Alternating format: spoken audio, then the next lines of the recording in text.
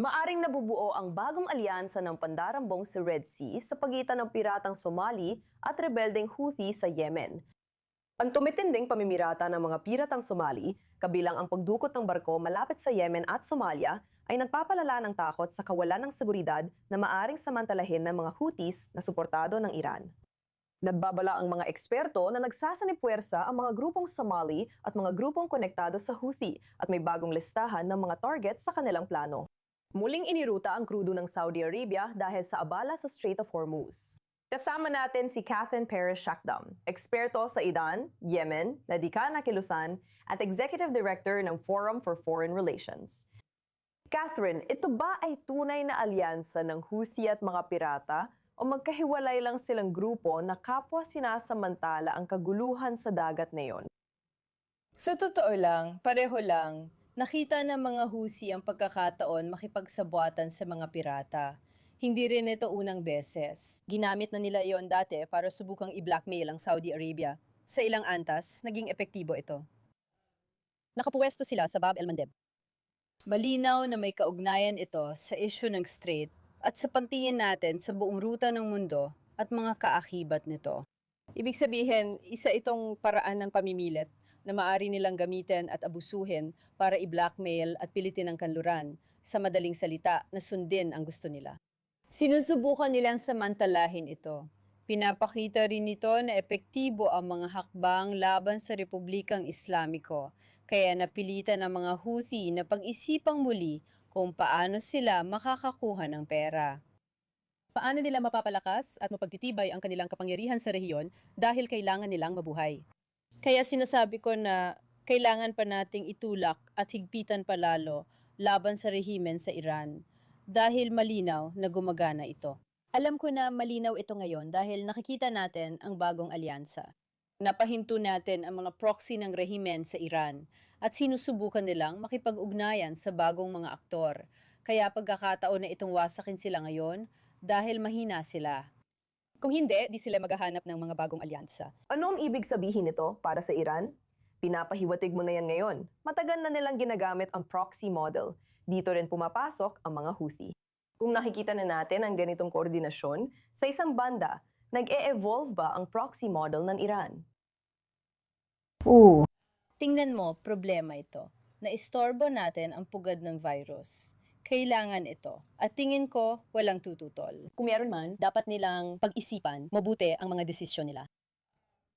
Hinaharap natin ang pinakamasamang kasamaan sa ating kasaysayan at ginagamit ko ang malaking K dito. Kailangan nating magpatuloy at magsika dahil wala na tayong ibang choice.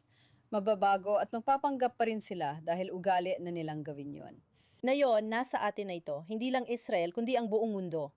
Dapat tayong magkaisa at maintindihan ito. Ang ginagawa natin, ang ginagawa ng Amerika kasama natin, ay talagang napakahalaga, mahalaga at critical kung gusto nating mabuhay ang ating demokrasya sa susunod na siglo at sana pati sa mga susunod pa.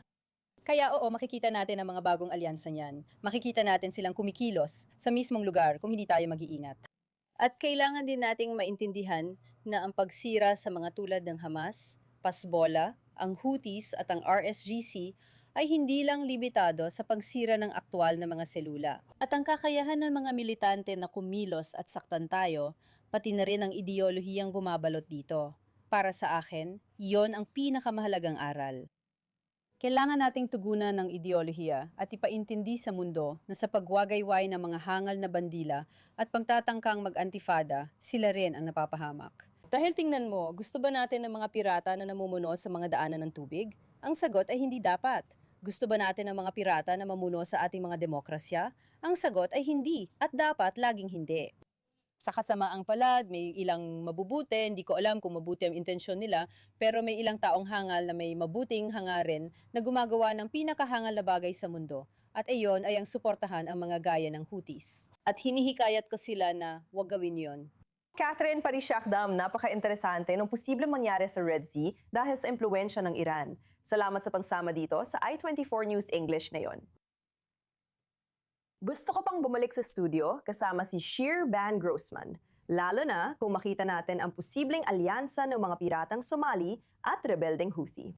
Anong sabi ng ibang aktor sa rehiyon ukol dito? Nangyayari ito na yon sa Somaliland, kaalyado ng Israel, dahil kami lang ang tanging bansang kumilala rito hanggang ngayon. Ano naman ang sinasabi ng iba pang mga bansa sa rehiyon kapag tinitingnan nila ang nangyayaring pamimirata sa baybayin ng Somali? Sa tingin ko, ang pinaka-interesante ngayong nakikita natin sa rehiyon ay parang tayo ba ay, ang Saudi Arabia at Egypt ba ay hindi pa rin lubusang pumipili ng panig? O nagkakahiwalay na naman ba sila sa iba't ibang panig? At ngayon, kitang-kita natin ang isang malinaw na kampo ng UAE, Israel, malamang pati Somaliland at marahil pati India. Pero makikita mo na parang hindi pinipili ng Saudi Arabia ang kampong yon, pati na rin ng Egypt, kung saan malinaw na babantaan sila ng mga hakbang ng mga Houthi at sa mga insidente ng pamimirata. Malaking problema talaga ang pamimirata sa Africa, lalo na sa Indian Ocean. Maraming bansang Asyano ang nahihirapan dahil dito. Pero sinusubukan ng Israel na bumuo ng alyansa kasama ang Somaliland at ang UAE para harapin ang mga ganitong uri ng banta, lalo na ang mga Houthi. Pero nakikita natin na parang pumapanig ang Saudi Arabia at iba pa sa Turkey na tutol dito. Kaya napaka-frustrating ng sitwasyon kung saan ang totoong nangyayari ay humihingi ng matitinding aksyon. Habang ang mga panig ay nag-aatubili pa rin at nanonood lang sa gilid, kailangan kong sabihin, kailangan nilang manindigan at tingnan kung ano ang nangyayari at kung kaninong panig sila. Panig ba sila ng mga Houthi at mga pirata at lahat ng yon? O papanig ka ba sa Israel? Pero magandang pagkakataon ito para gumawa ng isang kasunduan para sa isang pinagsamang operasyon laban sa pamimirata. Maraming bansa ang nagkakaisa dyan, kaya bawat crisis ay oportunidad. Sana magamit nila ito. Tiyak na bawat crisis ay isang oportunidad.